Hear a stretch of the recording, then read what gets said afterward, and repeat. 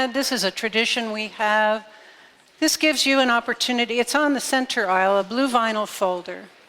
If you're visiting today and would like to stay connected to our church, it's an opportunity for you to give us your email, and we can reach out to you. You don't have to sign, speaking of obedience, okay? It's not attendance, but it's an opportunity. We're looking for lots of opportunities to connect with people who are looking for a vital and progressive and exciting community to worship God and be formed by Christ to be God's people in the world. This morning, of course, no news to you. This is why you're here, to hear the Reverend Dr. James A. Forbes, an old friend of Alan's and mine. Well, I don't know, we're thinking we go back 30 years, Jim. Life's going too fast. And there's lots of information I put in the bulletin about Dr. Forbes that you can read later.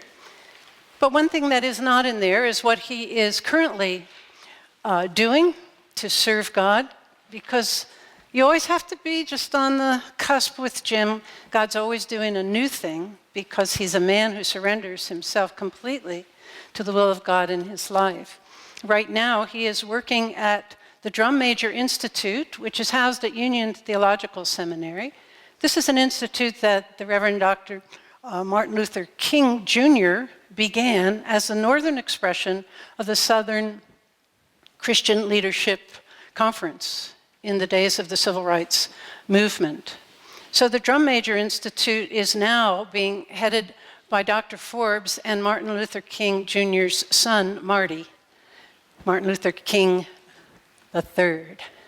They are working on issues of justice in our world, and God is using Dr. Forbes as a leader in that movement. In addition, he preaches all over the country. He's every week somewhere else, so how lucky we are, by the grace of God, to have him here today. Let us open our hearts, our minds to receive God's word through this renowned and incredibly gifted and spirit-filled preacher. Let us worship God together.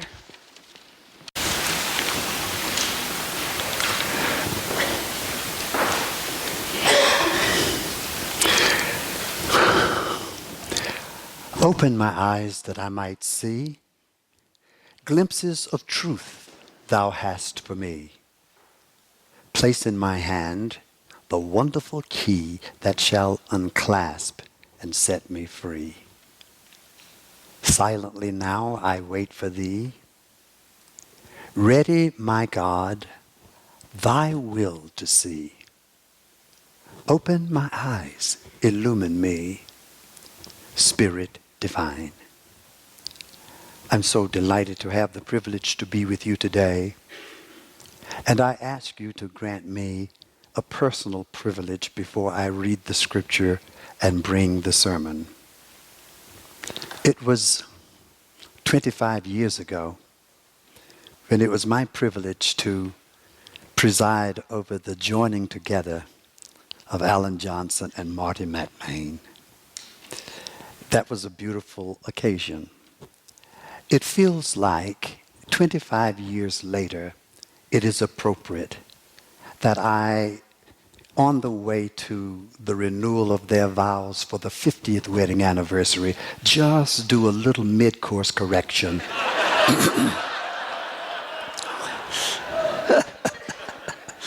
So I want to do this, and I'll subtract the time I use now from the time that should be for the sermon. Alan and Martie, Betty and I, just last year, celebrated our 50th wedding anniversary, and we renewed our vows at the Riverside Church, where you were also married. And at that service, Harville Hendricks, who's the head of Imago Marriage Enrichment Program, he told us that the longevity of our relationship was related to the fact that we had lived into 4 basic elements necessary for quality relationships. He said a good relationship that's going to be long-lasting, should be one in which the two people have a delight in each other. That in each other's presence they feel that this is the best context for life. I'm more myself. I'm my better self in your presence. So there must be delight. But he said also a good relationship is one in which the couple feels safe with each other. Safe to be who they are, to unfold as by their own destiny, free to reflect the imperfections that we all must acknowledge in the presence of God. Because if we are not free, we will not be for each other all we ought to be. And then it says, in addition, you should make sure that in the midst of your life's journey, there will be difficulties and differences. And you must learn to be honest in the expression of whatever is in your heart. But you must find constructive ways even to express your displeasure. But must be expressed, because if it's not expressed, it'll come out in the biscuits. And and then he said, you should also let your relationship be characterized by exuberant affirmation of each other, so that in the workshops they make us jump up and down and say how much you mean to me, how great you are, you're the greatest and the best, that kind of thing. So anyway, Betty and I took that advice. We went off on our honeymoon. Actually, second honeymoon, we went to Prague. Had such a wonderful time. We almost needed a chaperone, We just had a good time. So this morning, I'd like to ask you two to come and join with me now.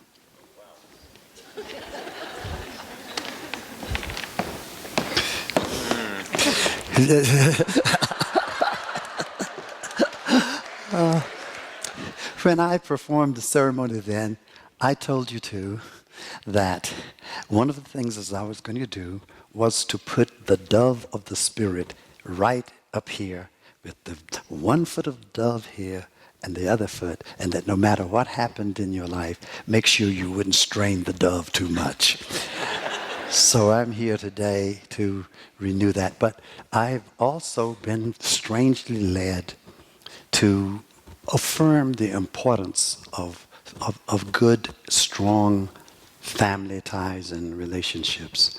So instead of simply saying some words to the two of you today, I'm going to ask that the couples who are present here today stand when it's time to do so, if they're close to each other, or if they can have eye contact. There are some words that I usually say when I am trying to be exuberant about my love for Betty. And in addition to couples, if there are people who have loved ones who are not with them in this place, whether beyond the sea, or whether there are persons here who are living in anticipation of a quality relationship such as the two of you have modeled, I would like single people who are still living in hope that perhaps a heaven sent, not just any old person drug up from the, sideways, but a heaven sent companion may come this way. I would like for you to stand, and then if you want to say the words I'm going to ask Martie and Alan to say with me. So couples, will you stand? And those who live in anticipation, will you stand? And if you have a chance, if you're close enough, join hands as I had them join on the day I married them. And this is what I say. And you can, and by the way, when you finish, I want you to give a gesture. And I don't know how free we are. I know this is a progressive church. If you want to kiss or to hug, or if you're just a handshaking couple, that's all right. But this is what I say, and I ask you both to say this to each other in exuberance. You're the cream in my coffee. You're the cream in my coffee, the sugar in my tea, the sugar in my tea, the honey on my biscuit, the honey on my biscuit, and the only fish in my sea. and the only fish in my sea. Now hug or kiss or do something. Okay.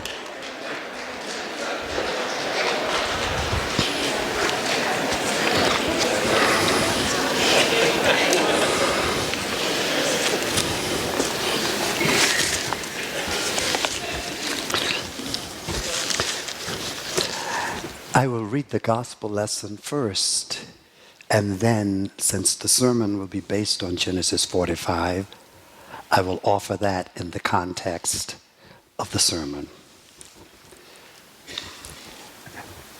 Hear the word of God as it is found in the Gospel of Matthew, chapter 16, verses 24 through 26, and John 10:10.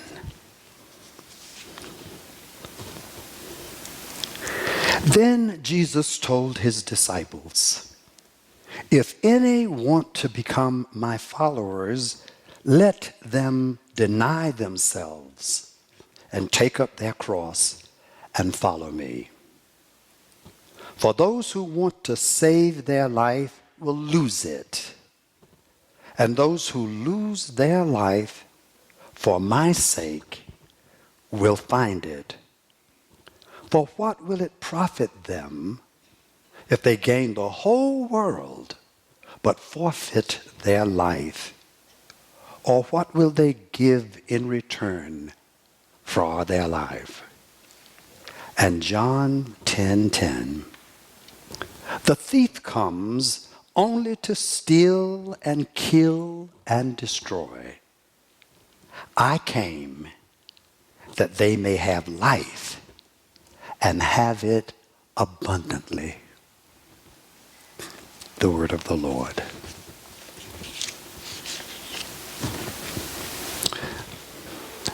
This is near the beginning of the year, and we usually try to think about how to make the year before us a little bit better than the one we've left behind. Today, I want to offer this message, this sermon, as a New Year's wish for each and every one of us.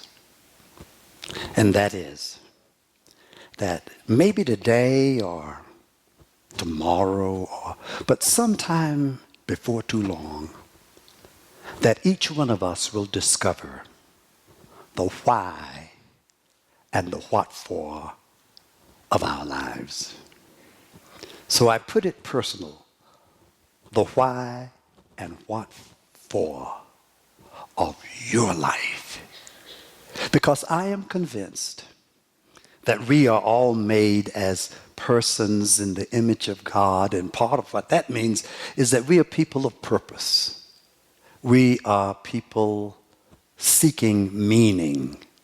We are more fulfilled when we have some inkling of what's going on in the larger plan, rather than simply the details of our daily strivings.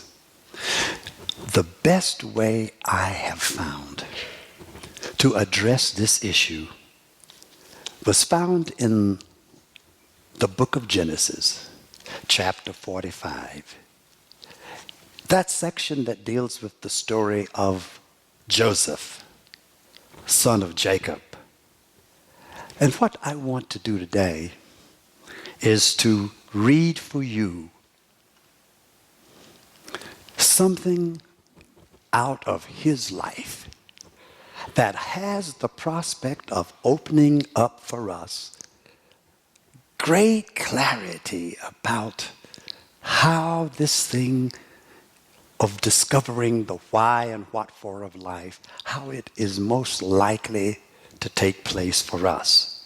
At least I'll share with you how it happened for Joseph. Now, let me say, I'm a homiletics professor, And I started preaching at Union Seminary in 1976. And the introductory class, I used this same text to outline how a sermon kind of ought to go. I introduced the sermon with a title. The title was suggested by some words I found in Genesis 45, 1 through 11. I said, the title of the sermon is Beneath Our Ups and Downs. That was going to be the title. You know, sometimes up, sometimes down, sometimes level to the ground. And I said that the proposition, every sermon ought to have a good proposition. The proposition is, beneath our ups and downs is the providential hand of God opening up unseen opportunities. Then I said there are three major points to this thing. First major point is that the story of Joseph is a history of ups and downs. And the second major point has to do with the hand beneath the history. And the third major point would be the hope the history inspires. So it's three good points. You can preach that anytime you want to. No, there's three good points. For 50 years, I've been preaching that sermon.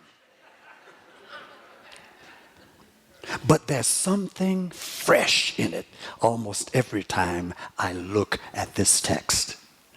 Because while I preached for years about Joseph's discovering that beneath his ups and downs was the providential hand of God opening up unseen opportunities, I never did focus as much as I should on the fact that in Genesis 45, God does not only remind him of all of the things that had happened, but that God, perhaps for the first time, helps Joseph to understand the why of all of these ups and downs of his life, but more importantly, the what for.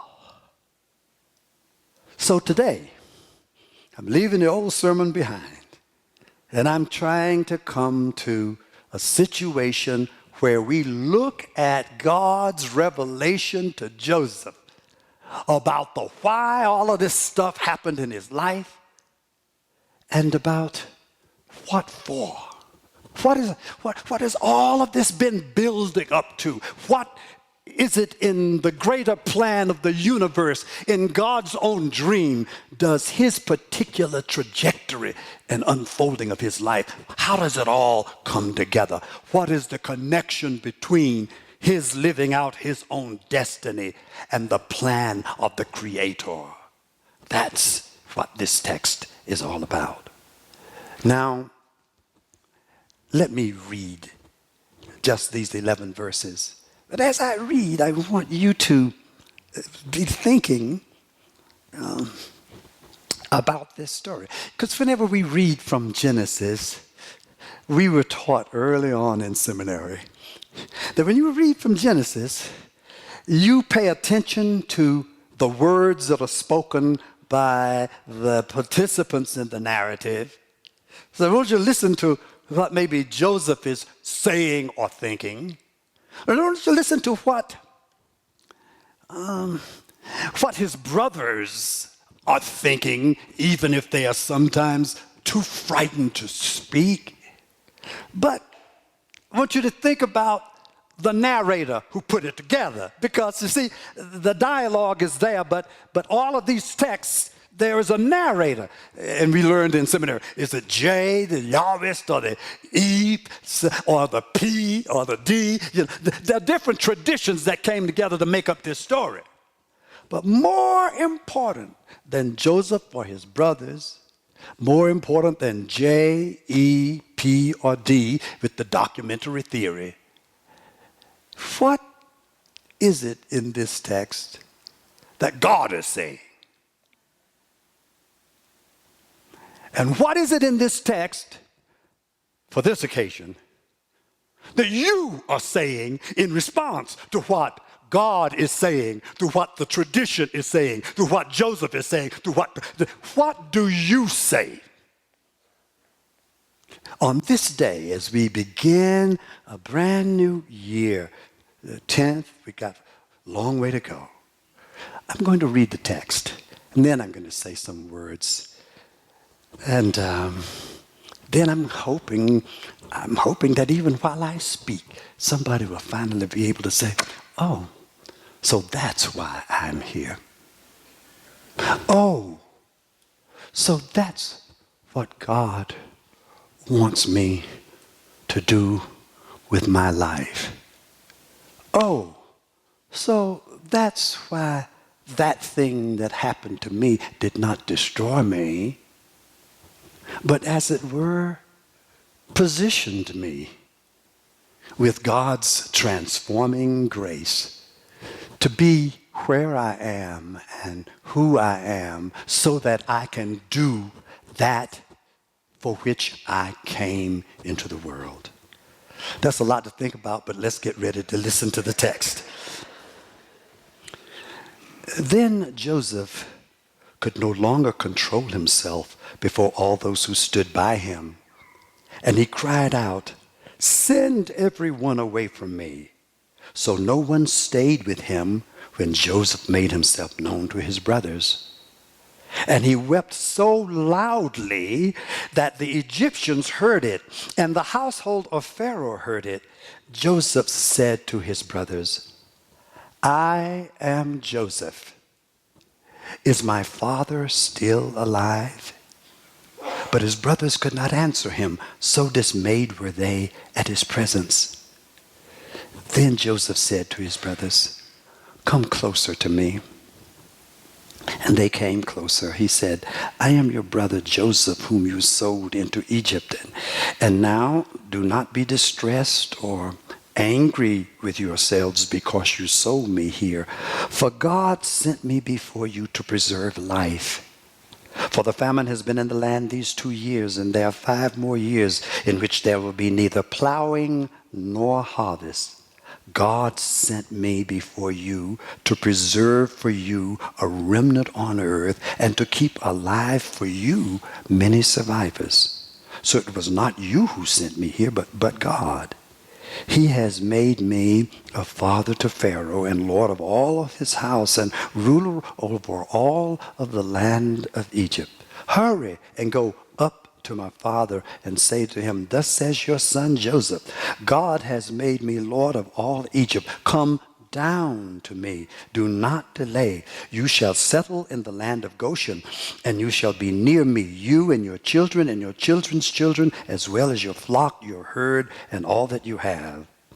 I will provide for you there, since there are 5 more years of famine to come, so that you and your household and all that you have will not come to poverty.'" So this is what happened. Here he is, and his brothers are bowing before him. And Judah, his brother, is explaining to him that your plan to keep young Benjamin is just not going to work because Jacob, your father, has already lost one of his sons who is no more. And if he loses this one, who is the son of his wife, Rachel, he'll just go down to his grave in death. Please, sir, don't keep him. I will give myself as your slave, but don't hold the son. It'll kill you. It'll kill my daddy. Don't do it. And when Judah is talking to him, something starts stirring deep inside him. I mean, like convulsive. I mean, like a tsunami of break through, break out. So, it was so clear that though he is the royal potentate in all of Egypt, second only to the king of Pharaoh, in all of his dignity, he's not able to let himself lose it like that. I mean, something bigger than himself is controlling, taking over, getting ready to say something, and he doesn't know what it's going to be. And so he puts everybody out, and then he's left there simply with his brothers and himself. And no sooner than they're out, he starts crying, the text says, so loudly that the Egyptians outside and the Pharaoh heard, oh, oh, oh, he cries. Whew.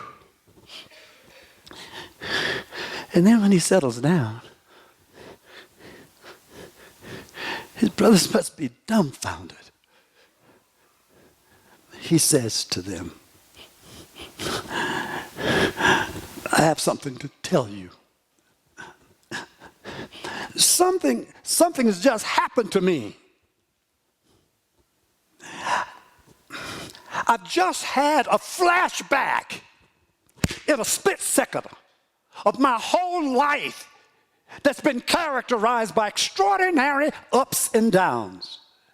I mean, in a moment, just in a flash, I could see myself dreaming about myself and my sheaves of wheat standing up and everybody else's sheaves of wheat bowing down. In a flash, I saw myself coming down to check on my other brothers, and they saw me. I see them taking me off of my horse and putting me in a pit. I see them picking me up out of the pit and then selling me down into Egypt. I see myself at Potiphar's house. I see myself being accused. I see Mrs. Potiphar looking at me and wanting me to get down with her, but my values insisted that I stand up. I see myself when she grabbed me and she pulled my coat and I let the coat go, and then I see myself there in all of this, and then I end up down in prison.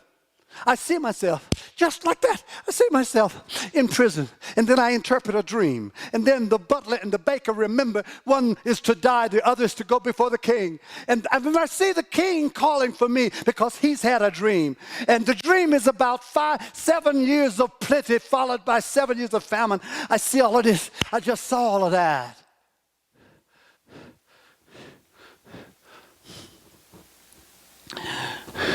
So in addition to flashback, just crammed into that moment, I've done a review of my life. And perhaps for the first time in my life, I'm getting some answers. Why? Why did I have the dream? Why is it that when the brothers put me in the pit, there was no water there? I could have drowned. Why is it that although I was sold into slavery, I rose high up to be in charge of everything in Potiphar's house? Why is it that even when I was falsely accused, I went down to the prison, but I rose up as the top trustee there? Why these ups and downs? Why was I given the gift of interpretation? Why did the king send for me? And why was I given the responsibility to preserve resources in the years of plenty over against the coming days of famine? Why? He says, y'all, I just figured it out. That beneath my ups and downs, there was always a providential hand of God. That God's hand was there to keep me from sinking down. God's hand was like a firm foundation that matters not what happened to me. God was going to take it and make something out of it. My worst days became my better days because God's hand was there. But that's not the main thing. The main thing is that here I am now. I was introduced to you as Zath Inath Paneah. That's the name they gave me when the king made me second only to himself. That's what they named me when I became the husband to Asenath, and when I had my two sons, Ephraim and Manasseh. And here I now stand with the power over you. Say, guys, it has just been revealed to me not only why I survived, not only why I am successful, not only why I have been given the special gifts that I have been given. It's been revealed to me that there was a what for that God had in mind. So, upon his describing that for himself, he said, look, truth is, basically, Let's make sure that's basically,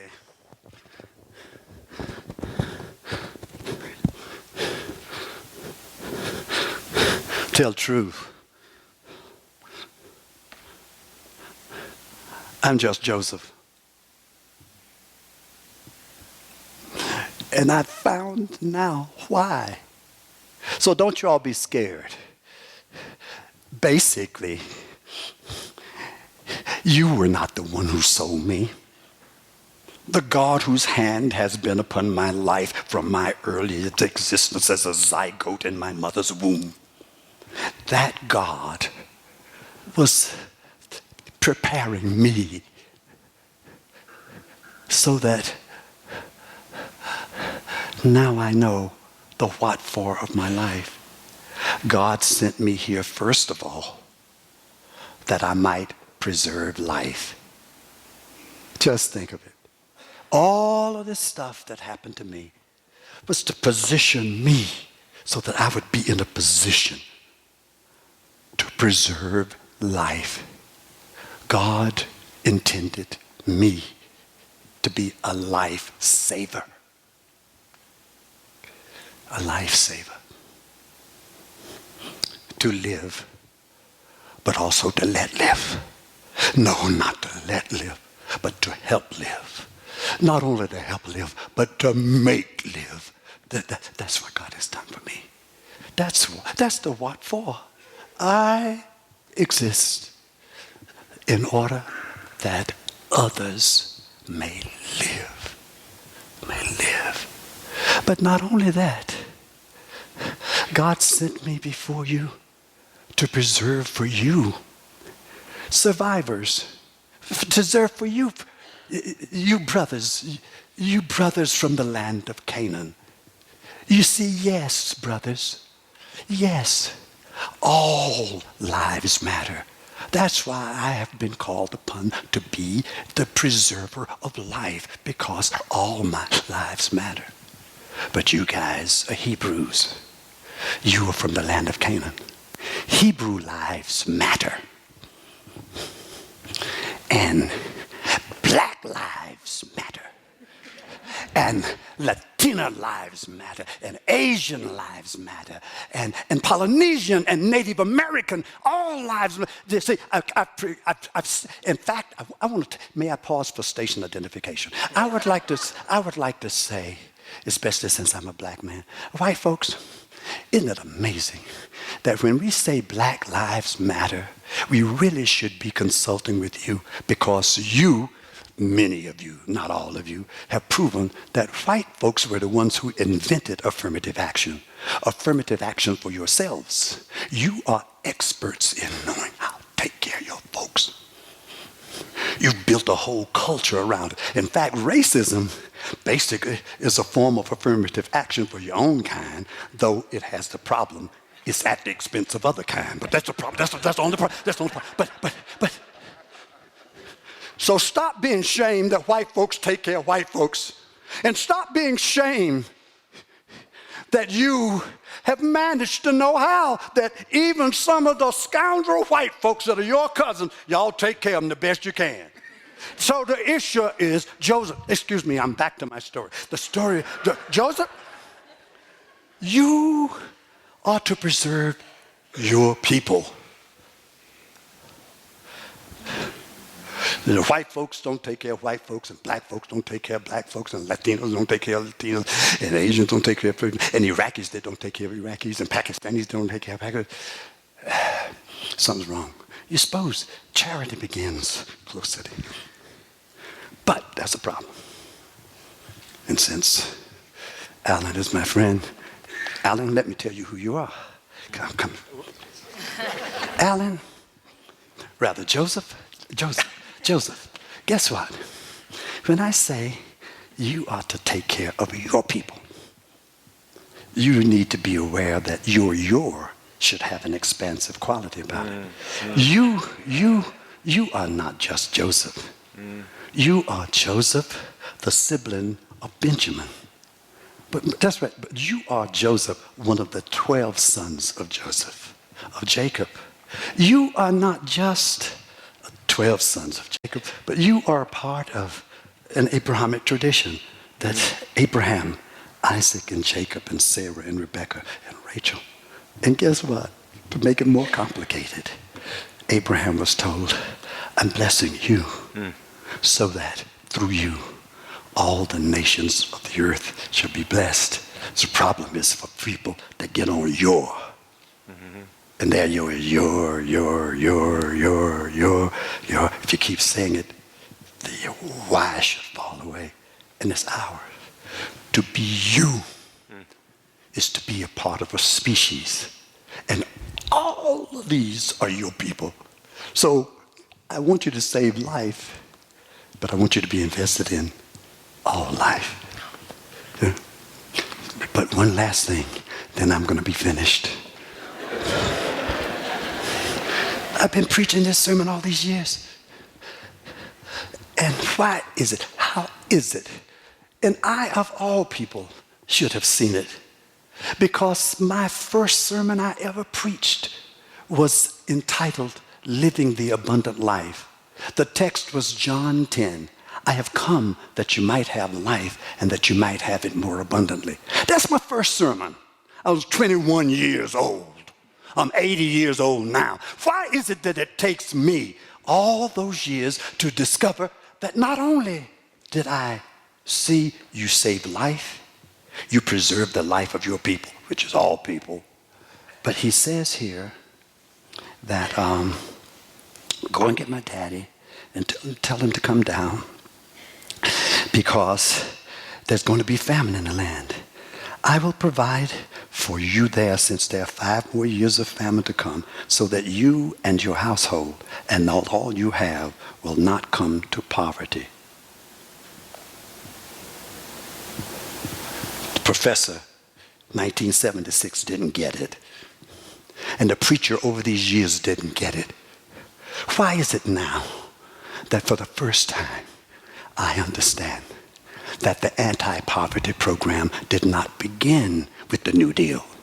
It was not LBJ that invented the anti-poverty program. It wasn't the Democrats or the Republicans that did it.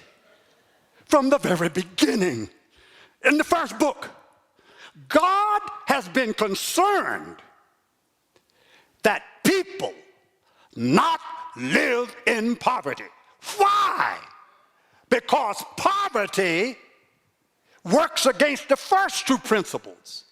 Poverty is a weapon of mass destruction. We cry about the carnage at the hand of ISIS, but we do not know that more people die in the United States of America because of poverty than all of the drone dropping bombs in the world. And poverty has become normal for us. The haves are grateful and thank God for all that God has done for them, not knowing that, Roger, for God, when the word poverty is mentioned, God thinks about people in Flint who don't have clean water. That God thinks about people increasingly around the world who won't have water at all. God says, my plan was kind of like this. Anything that doesn't have water, even like some of the planets, are impoverished. Lack of water, that's poverty. The lack of food, that's poverty. The lack of education, that's poverty. The lack of meaningful investment of one's energy for the upbuilding of the community, that's poverty. The lack of care, that's poverty. That's a billionaire who doesn't have a sense of why he exists. That's poverty. There are folks that don't know why they are on the earth. That's poverty. We got a whole lot of folks that are in poverty. And from the book of Genesis, God says, no, for every impoverishment is a diminishment of my plan for the universe. And anytime poverty is allowed to flourish, I weep, I cry. My plans are messed up in any situation where poverty is allowed to prevail. So I was told it's time for me to finish, but I want to close. I want to close this time this way. When I think about my Jesus, I thought I'd better add that into it. That just like Joseph, he had his ups and downs. Walked up and down the dusty roads of Judea, Galilee, Samaria. They strung him up. He had his ups. They put him down. But on the third day morning, it was revealed that beneath his ups and downs was the providential hand of God, opening up in resurrecting power unseen possibilities. Why? So that he can provide life, so that he would have survivors of his people in oppression, but for all humankind, and that the world could have the abundance of grace and mercy and peace. Well, I want to close my sermon with a testimony.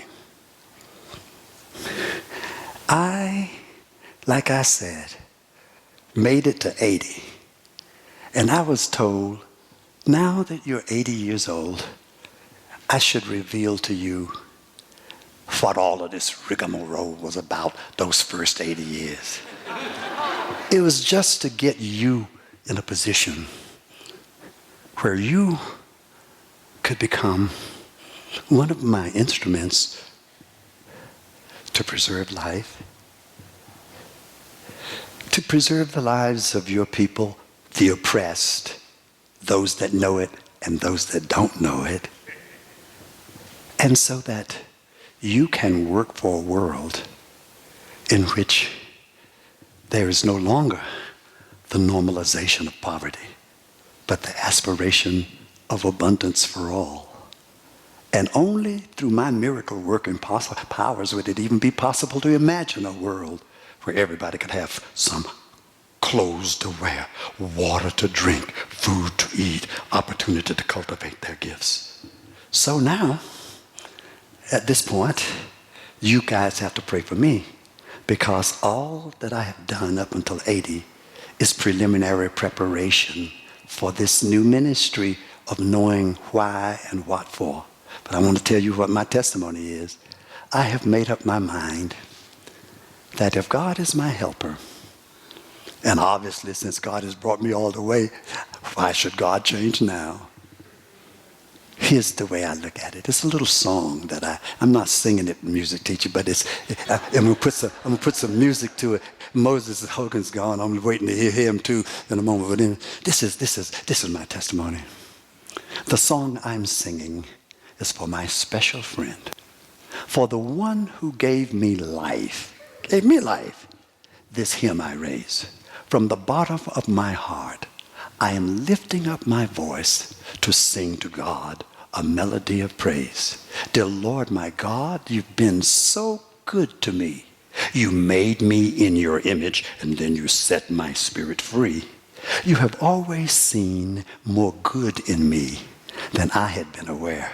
When down and out and filled with doubt, you're the answer to my prayer. Alpha and Omega, you're the one who makes me whole. My all-sufficient comforter, you're the keeper of my soul. Alpha and Omega, you always see me through. That's why I dedicate this song to the one and only you. I praise you in the morning. I praise you all day long. And even when I go to sleep, my heart keeps singing this song. I praise you when everything's all right. When in trouble, this is my vow. No matter how bleak my circumstance, I'm going to praise you anyhow. And then this is the part I need everybody's help. I say, in the way that I walk, in the way that I talk, in the way that I think, and in the way that I pray, in everything I do, I want to honor you by the way I live each day. And the only way to shut me up is for you to help me this way. So let me first of all ask you to say, in the way that I walk, in the way that I talk, in the way that I think, and in the way that I pray. In everything I do, I want to honor you by the way I live each day. Now, I noticed that here y'all don't talk as much, but you do choreograph. So I ask you, please stand. Please stand. And here's the way it closes. Here's it go. All right, come on. Give me some action. Come on, right here. In the way that I walk, in the way that I talk, in the way that I think, and in the way that I pray. In everything I do, I want to honor you by the way I live each day. All right, in the way that I walk, in the way that I talk, in the way that I think, and in the way that I pray. In everything I do, I want to honor you by the way I live each day. God bless you.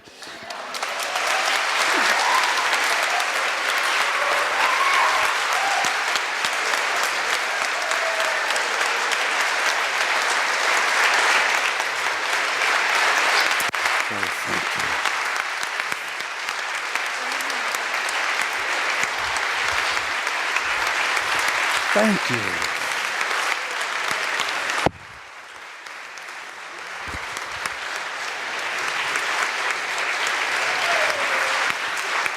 Help me get dressed here. Oh, thank you.